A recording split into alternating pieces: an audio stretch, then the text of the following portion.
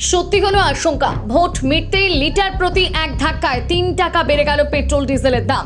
অন্যদিকে বৃদ্ধি পেল সিএনজির দামও। 15ই মে সকাল থেকে নতুন দামে পেট্রোল ডিজেল কিনতে হচ্ছে দেশবাসীকে। আর এই মূল্য বৃদ্ধির জেরে ফের চাপে মধ্যবিত্ত থেকে পরিবহন ক্ষেত্র সবাই।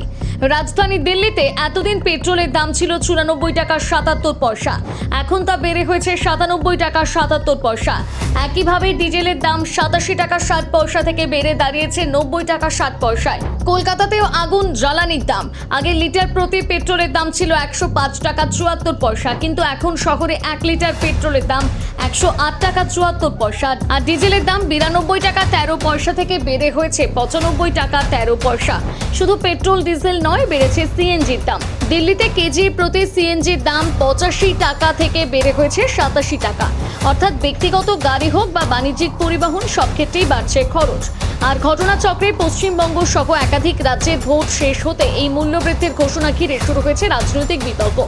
একদল বলছে ভোটের আগে দাম চেপে রাখা হয়েছিল, অন্যদিকে সরকারের দাবি আন্তর্জাতিক পরিস্থিতির কারণে এই বৃদ্ধি অনিবার্য। আসলে পশ্চিম এশিয়ার যুদ্ধ পরিস্থিতির জেরে এই টালমাটাল বিশ্বের তেল বাজার। তেল সরবরাহের সমস্যা তৈরি হয়েছে, বেড়েছে অপরিশোধিত তেলের দাম।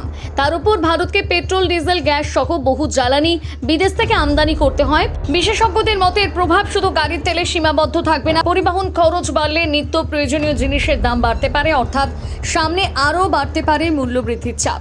উল্লেখ্য, গত প্রায় 11 মাস ধরে পেট্রোল ডিজেলের দামে বড় কোনো পরিবর্তন হয়নি, বরং 2024 সালের লোকসভা ভোটের আগে দাম লিটার পিছু 2 টাকা কমানো হয়েছিল।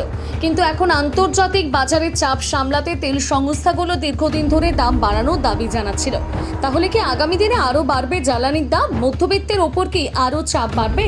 এ বিষয়ে আপনার কি মতামত জানাতে ভুলবেন না কমেন্ট করে।